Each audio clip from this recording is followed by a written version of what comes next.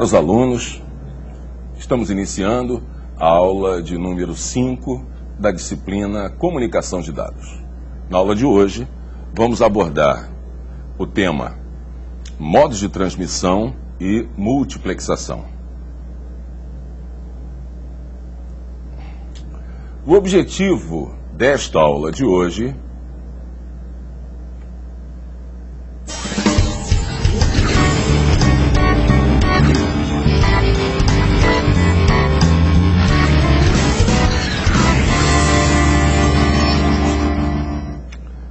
Nosso objetivo hoje é diferenciar transmissão paralela de serial.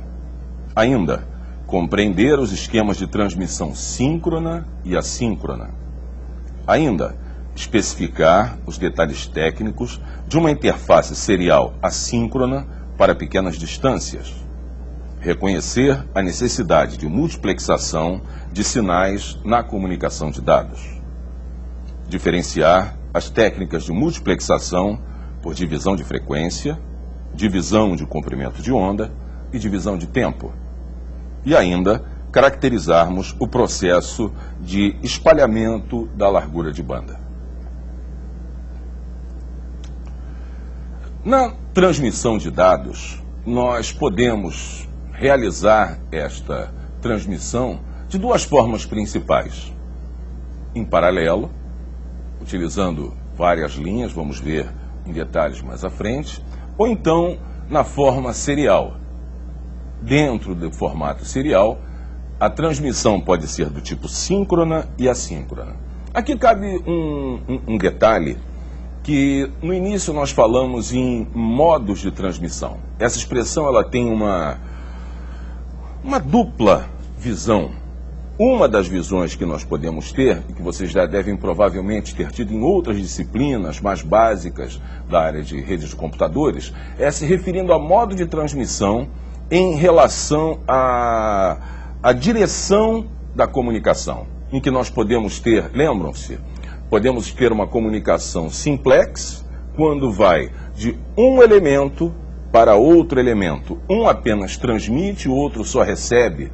Caracteristicamente, como numa transmissão de televisão, a emissora transmite, você tem um receptor especializado e a comunicação é apenas num sentido.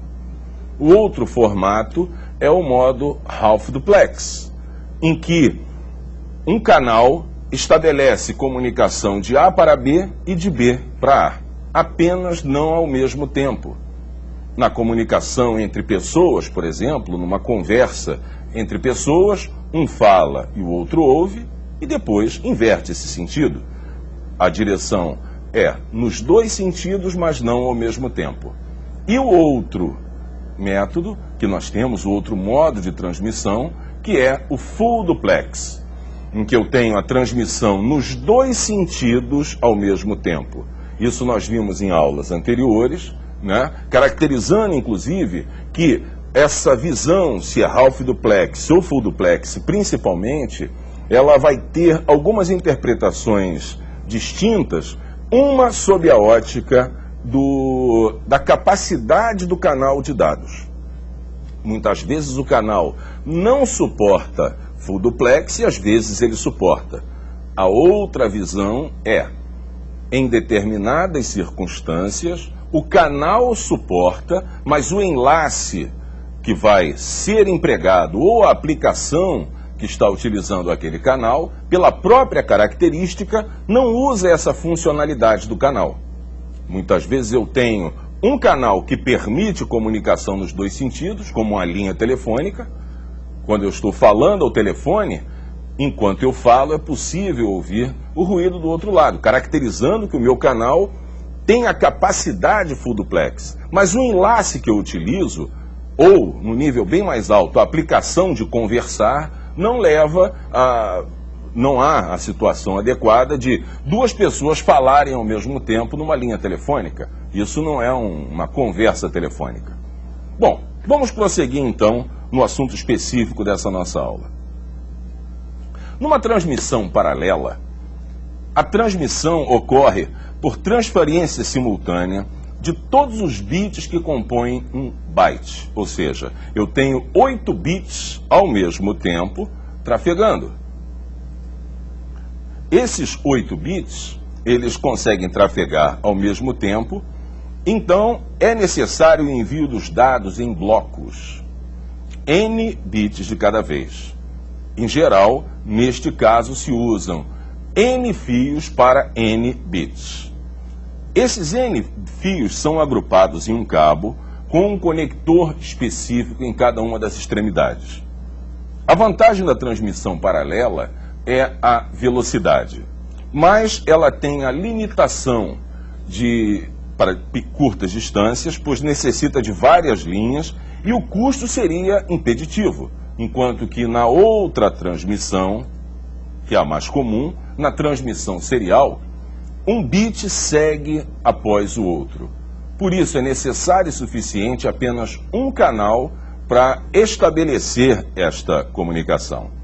É necessária a conversão de paralelo para serial, porque obviamente os dispositivos envolvidos na transmissão e na recepção, esses dispositivos, eles trabalham com armazenamento de dados no formato digital. Os dados armazenados que vão para esse canal são dados digitais. Estes dados digitais, que estão armazenados em formato paralelo, têm que ser convertidos num formato serial para que eles sigam um após o outro através deste canal. Tá? Bom, as principais formas de transmissão serial que nós temos implementação são as transmissões síncrona e assíncrona. O que diz respeito a essas expressões? Para entendermos essa função de uma ligação ser síncrona ou assíncrona, pense numa conversa entre pessoas. Quando você conversa com alguma pessoa, há um ritmo nesta comunicação, de forma que um fala, o outro ouve, e se estabelece uma sincronização dentro desta conversação. Na comunicação de dados, tivemos que buscar formas para fazer com que houvesse, de alguma maneira, um controle dessa transmissão entre A e B. Os dois algoritmos que se chegou, que estão implementados nos diversos meios de comunicações, são síncrono e assíncrono. Numa transmissão assíncrona, o transmissor e o receptor não se coordenam antes da transmissão. O sincronismo, ele é mantido dentro de cada caractere transmitido. Isto é feito inserindo em cada caractere um elemento de sinalização para indicar o início do caractere, um start ou start bit, e um outro ou outros para indicar o término daquele caractere. O start bit de partida corresponde a uma interrupção do sinal. Este tipo de implementação, é bom que se diga, ele é feito em canais que possuem um sinal contínuo. É bastante comum se fazer esse tipo de implementação em linhas telefônicas, que possuem um sinal contínuo, que vai ser visualizado pelo usuário final quando ele pega um aparelho de telefone, se aquela linha, aquele ruído de fundo, é o reflexo de um sinal contínuo existente nessa linha de transmissão. Bom, quando se dá um corte naquela transmissão, representa o meu start bit. Transmito o conteúdo e insiro um stop bit, que é um corte naquela sequência. Eu tenho um período de repouso na linha para o início de uma transmissão. Um corte nesta transmissão seria esse start bit que se vê na figura. Aí se inicia a transmissão dos bits. Esses bits do nosso exemplo aqui, eles se iniciam com a transferência dos bits do caractere C, por exemplo. Seriam os bits 1 e depois uma sequência de 4 zeros. Ora, depois de fazer essa transmissão, eu insiro um stop bit. Esse stop bit é um corte naquela sequência e vai representar o final daquele caractere. Ou seja, eu tenho um start bit, um stop bit antes e depois, e o meu caractere vai no meio. Entro num período de repouso, aqui, no meio, e novamente esse mesmo processo vai se caracterizar com um start bit, outro caractere, nesse nosso exemplo aqui, a transmissão do caractere 9, outro stop bit, e assim vai se caracterizar esta transferência através de um determinado canal. Entram novamente em repouso e os outros caracteres sucessivamente terão esse mesmo desenho, sempre start bit, caractere, stop bit, start bit, caractere, stop bit, e um repouso entre eles. Esse tempo de repouso pode ser maior ou menor dependendo do volume de dados e também do tipo de tecnologia que esteja implementada nos níveis de enlace e físico deste tipo de meio. Numa transmissão assíncrona, os equipamentos têm normalmente um custo bem menor que os equipamentos síncronos, porque a sua fabricação é muito mais simples. As características que nós usamos para a sincronização vão dentro da mensagem, dentro do bloco a ser transmitido. Em consequência, eu acabo tendo um custo bem menor. Uma grande desvantagem dessa transmissão assíncrona é a má utilização do canal, já que os caracteres são transmitidos de forma irregular, espaçados no tempo, além do overhead. Aliás, esta expressão, overhead, é bastante importante que nós pensemos nela na transmissão de dados. Overhead se refere a uma expressão, é uma expressão que se refere a gastar o tempo de uso de um canal estabelecendo controles para aquele próprio canal. Isso faz com que, como eu insiro start bits e stop bits, e tenho também um tempo de repouso, que eu acabo subempregando toda a capacidade que aquele canal poderia proporcionar. Eu insiro stop bits, start bits e tempo de repouso.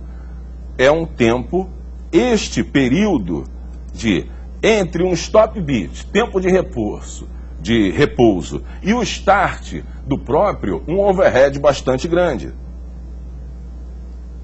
Tentando aqui visualizar uma questão gráfica, nós vemos que o uso efetivo do canal é apenas quando eu transfiro os bits dos caracteres C e 9. Todo o restante, simbolizado nesta nossa imagem aqui, é o overhead. Graficamente, nós podemos dizer que, neste caso aqui, mais de 50% do nosso tempo de uso do canal foi utilizado por caracteres de controle. Isto é um overhead.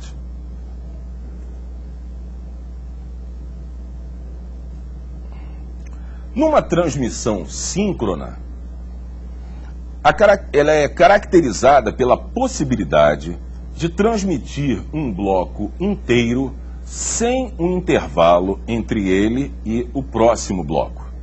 Sem esses intervalos e os bits de parada e de início, não existe nenhum mecanismo que possa auxiliar o receptor a ajustar o fluxo de sincronização de bits.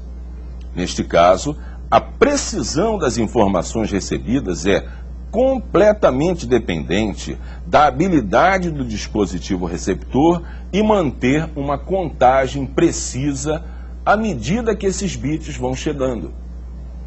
Enquanto que no modelo assíncrono, os canais com relativa perda, com algumas falhas, ainda conseguem funcionar.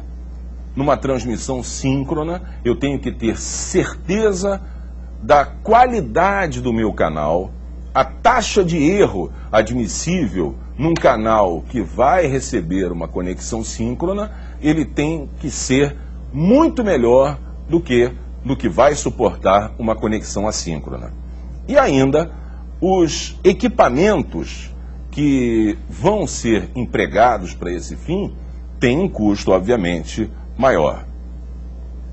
Um outro nível de sincronismo é requerido nessa transmissão serial. O sincronismo que permite que o receptor e o transmissor determinem o início e o fim de cada bloco. Repetindo, cada bloco de dados vai iniciar com um padrão de bits de preâmbulo, ou de início, ou header, um cabeçalho, e termina com um padrão de bits de cauda, conhecido por tail. Esses bits são parte de um quadro. Nós vamos estudar detalhadamente o formato de alguns tipos de quadro que são utilizados em comunicações síncronas. Em redes locais, a gente vai utilizar largamente as comunicações num formato síncrono, porque em redes locais nós vamos trabalhar com dispositivos que terão uma estabilidade de canal bastante alta, vamos ter um outro modelo diferente dos modelos assíncronos, em que nós usamos muitas vezes modems em cima de linhas telefônicas que não têm a qualidade adequada, enquanto que, quando trabalhamos com comunicações síncronas, estamos falando numa qualidade melhor. Tudo tem seu preço, mas a qualidade numa comunicação síncrona vai ser muito maior. Bom, para que eu possa ter as comunicações paralelas, eu posso utilizar alguns tipos de porta. Numa comunicação paralela, que nós vimos lá atrás, antes de termos caracterizado portas paralelas e seriais, para estabelecermos uma comunicação paralela, eu tenho que fazer a implementação de várias linhas ao mesmo tempo para a transmissão de dados. Obviamente, eu tenho que ter tipos de portas diferentes que vão falar para mim o tipo de cabo que eu posso utilizar, o tipo de conector que eu vou poder utilizar. Esses conectores têm que ser absolutamente padronizados.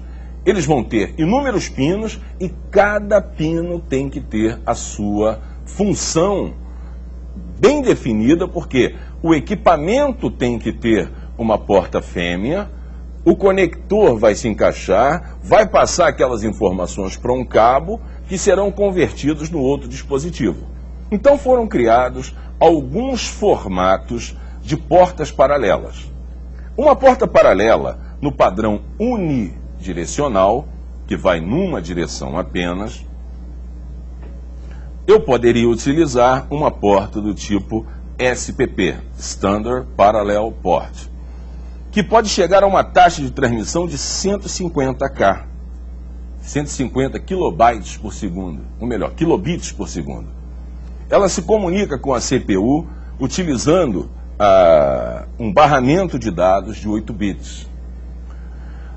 Esse tipo de comunicação ele é utilizado para comunicação de dados entre periféricos, em que são usados 4 bits de cada vez. Essa porta paralela tem alguns usos hoje em dia, principalmente na comunicação para gerenciamento de equipamentos. Você conecta na porta serial de uma máquina para um dispositivo qualquer. Se usa bastante isso em gerenciamento de equipamentos, switches, roteadores, comunicação com alguns outros tipos de periférico. Portas paralelas bidimensionais são portas avançadas EPP, Enhanced Parallel Port, que chega a atingir uma taxa de transferência de até 2 megabits. Para atingir essa velocidade, é necessário, obviamente, um caso especial. Ela se comunica com a CPU utilizando um bus, um barramento de dados de 32 bits. Para a transmissão de dados entre periféricos, são usados apenas 4 bits de cada vez. Essa porta avançada, a SCP, ela, Enhanced Capabilities Port, tem a mesma característica que a EPP e utiliza acesso direto à memória, acessa o DMA, sem necessidade de uso do processador para a transferência de dados, que utiliza um buffer FIFO.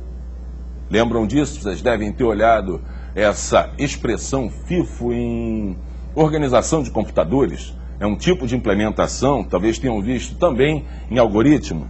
First in, first out. É o algoritmo implementado para as filas. Então usa um FIFO de 16 bits. Portas paralelas padrão. Conector DB25.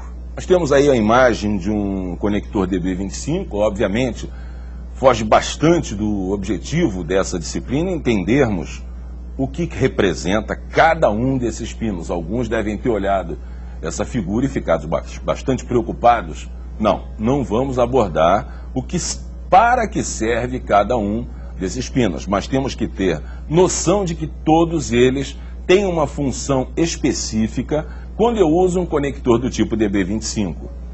Ele é um conector que fica na parte de trás do gabinete do computador e é através dele que o cabo paralelo se conecta ao computador para poder enviar e receber dados.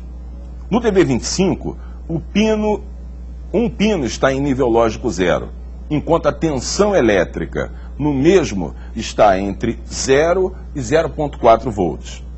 O pino que se encontra em nível lógico 1 é quando a tensão elétrica está acima de 3,1 ou até 5 volts. Essa é uma forma de você fazer uma leitura. É muito mais uma implementação para aqueles que vão trabalhar basicamente em cima do hardware, que vão manipular esses dispositivos, muitas vezes vão fazer ligação entre equipamentos utilizando esse cabo DB25, vão construir conexões, vão construir dispositivos, que não é o foco objetivo dessa nossa disciplina. Então nós temos aí uma ampliação da imagem de um cabo DB25 fêmea. Vamos prosseguir. Aí um conector macho de cabo paralelo. Outros padrões de portas paralelas. O conector Centronics de 36 pinos. Esse conector foi desenvolvido basicamente para uso em impressoras.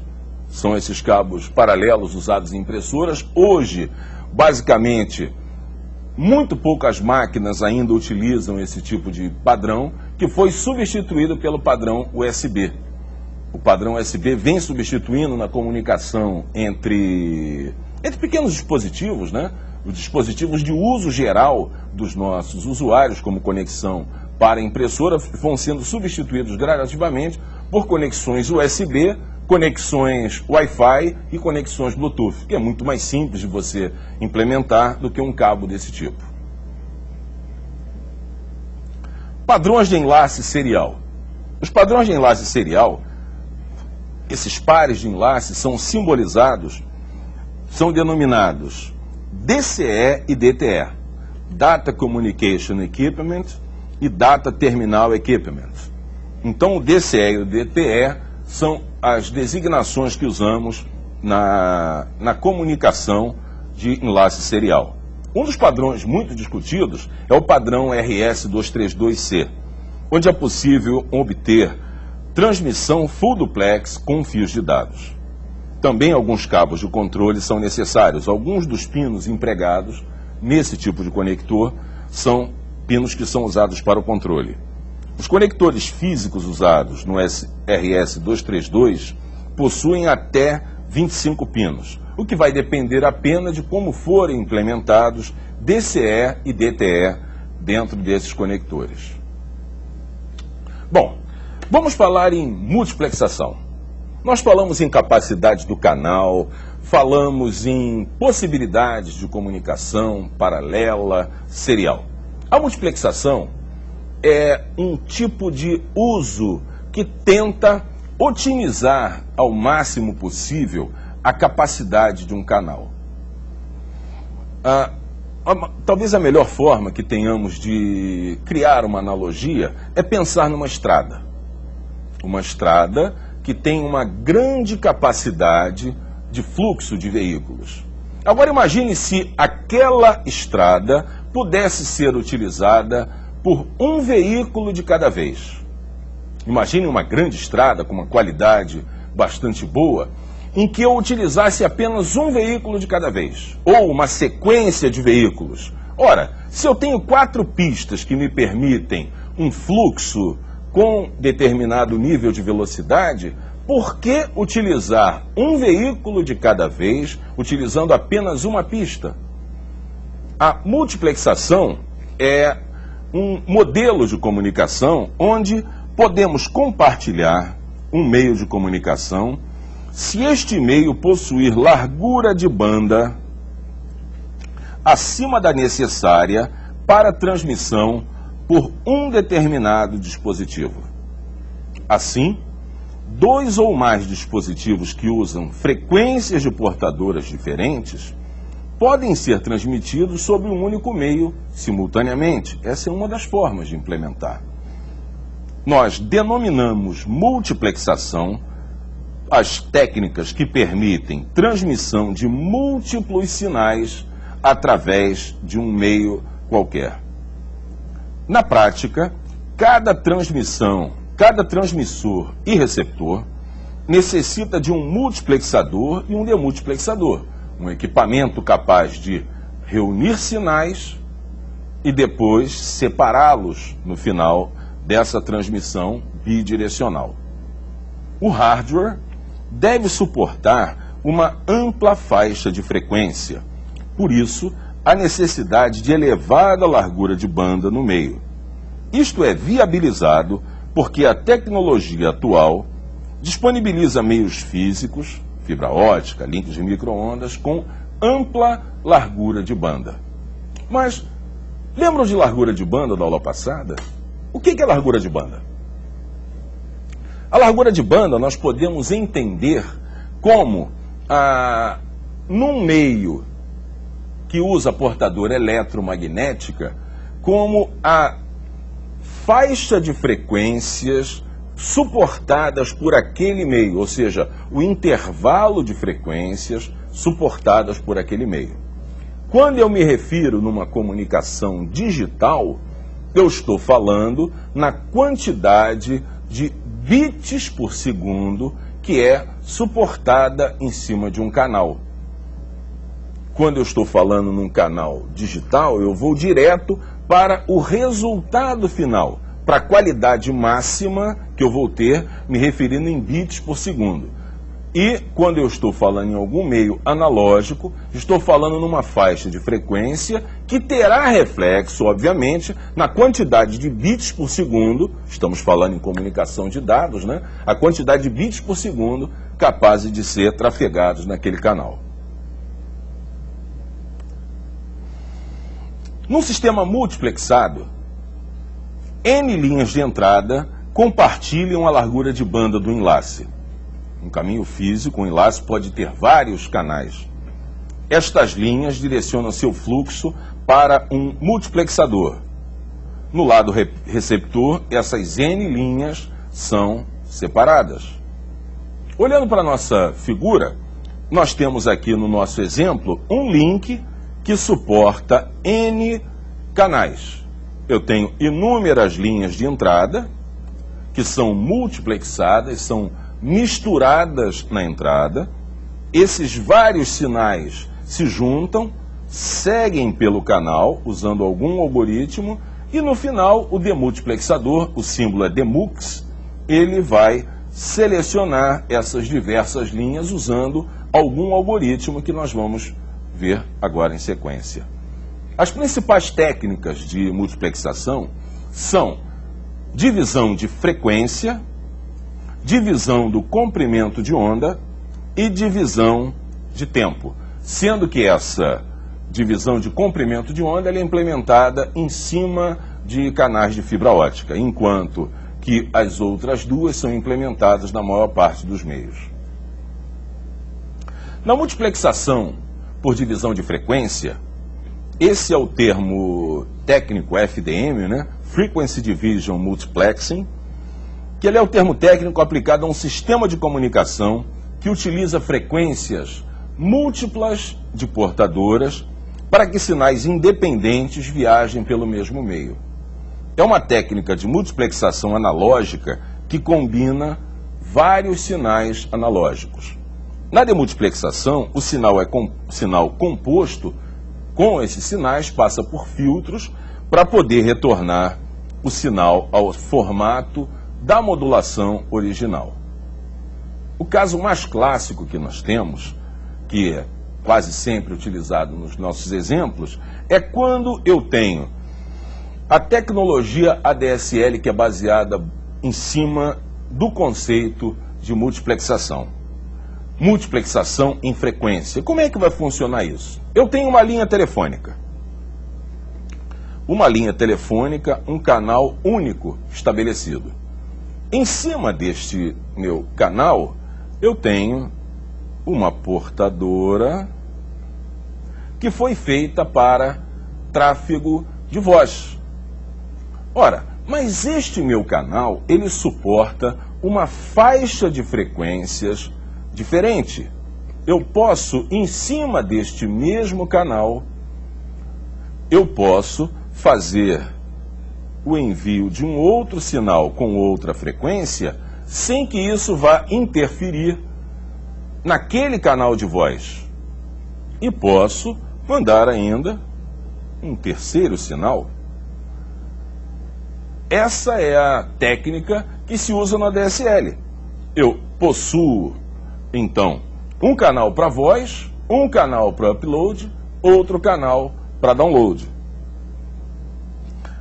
Teoricamente, eu poderia ter até 6 megabits por segundo utilizando essa técnica. Ou poderia ter um upload de até 640K. Essa técnica ela é chamada, inclusive, de Asynchronous Digital. Esse A de ADSL quer dizer que não há... Os valores de upload e download têm valores diferentes. O pressuposto dessa tecnologia é de que ela foi desenvolvida para um usuário final, e este usuário final, de assinante internet, por exemplo, ele normalmente está buscando mais informações do que enviando. Por isso, a taxa de download normalmente é muito maior. E o máximo não é atingido na maior parte das vezes, porque isso vai depender bastante da taxa de erro, da relação sinal-ruído, a qualidade do canal, que vai variar conforme essa linha tem emendas, e principalmente a atenuação. O ADSL ele é muito sensível à distância entre o transmissor, o último transmissor da operadora, e a posição do assinante. Isso vai interferir bastante na qualidade máxima que esse canal vai possuir. O intervalo de frequências SDM, os transmissores e receptores são configurados para transmitir e aceitar uma portadora de uma determinada frequência. Múltiplas portadoras podem passar no mesmo fio ao mesmo tempo, sem interferências. Obviamente, deve haver uma separação chamada banda de proteção, um intervalo para evitar que ocorram interferências entre as diversas frequências nesse canal multiplexado. Essa banda de proteção é que vai forçar o limite da quantidade máxima de canais suportadas por um determinado meio.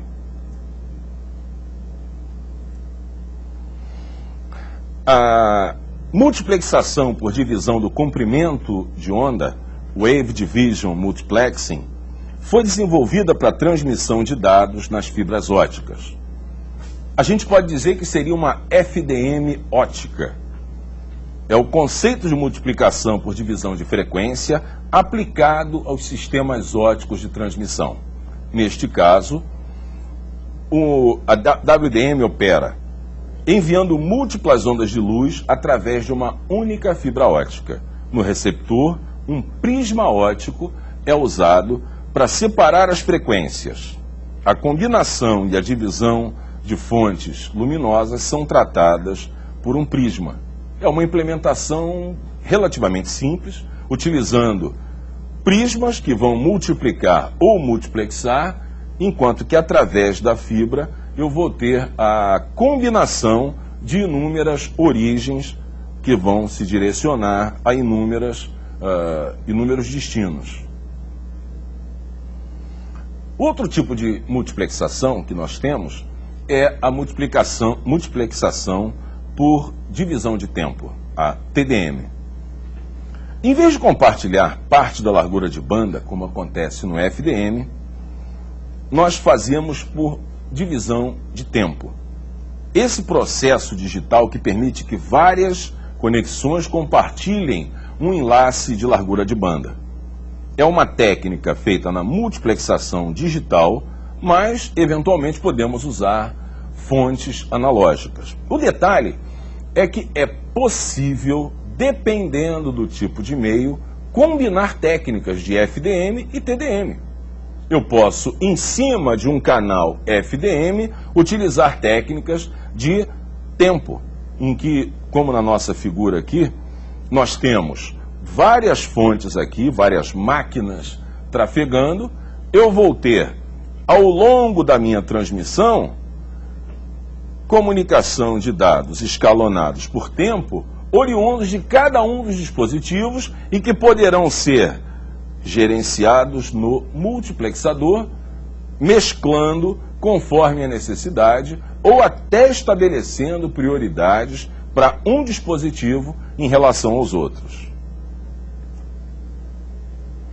Uma outra técnica bastante utilizada é o espalhamento espectral. Como na multiplexação, o espalhamento espectral combina sinais de diferentes fontes em uma largura de banda de maior capacidade. Ele é utilizado, obviamente, em transmissões sem fio.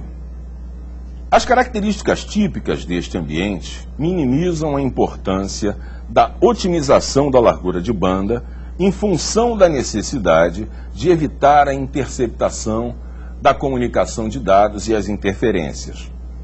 Por isso, essa técnica de espalhamento espectral adiciona redundância, isso é, ela vai colocar mais conteúdo do que o necessário para melhorar as condições de controle, de gerenciamento e etc. O processo de espalhamento ele usa um código para o espalhamento, desse modo, a largura de banda após o espelhamento será maior que a largura de banda original. Eu tenho um valor de largura de banda original, depois de passar por esse processo de espalhamento, utilizando um determinado código, a minha largura de banda final acaba sendo maior. O que poderia parecer um desperdício do canal foi originado da necessidade de inserir controles e mais segurança aos dados dentro de uma rede de comunicação de dados sem fio. Esse espalhamento espectral ele é usado em comunicações sem fio e as características típicas deste ambiente minimizam a importância da otimização da largura de banda em função de necessidade de evitar interceptação e interferência. Bom, aí vamos ver como é que vai funcionar, como funcionam essas técnicas.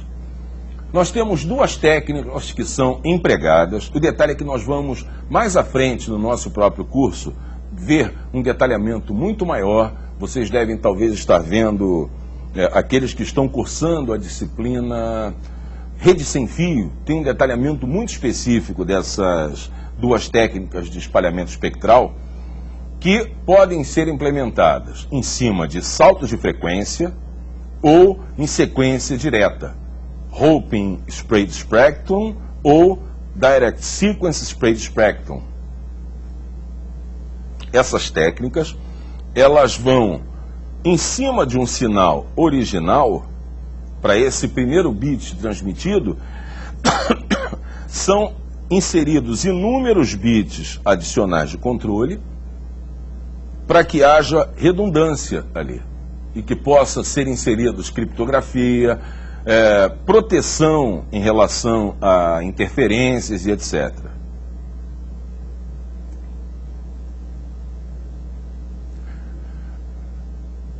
Bem, meus caros, nesta aula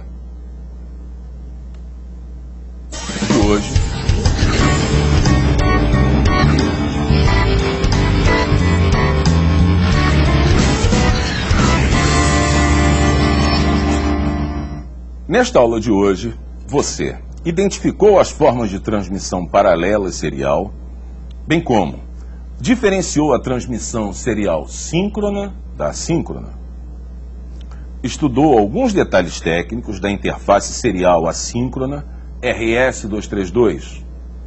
Ainda conheceu a necessidade de multiplexação de sinais na comunicação de dados.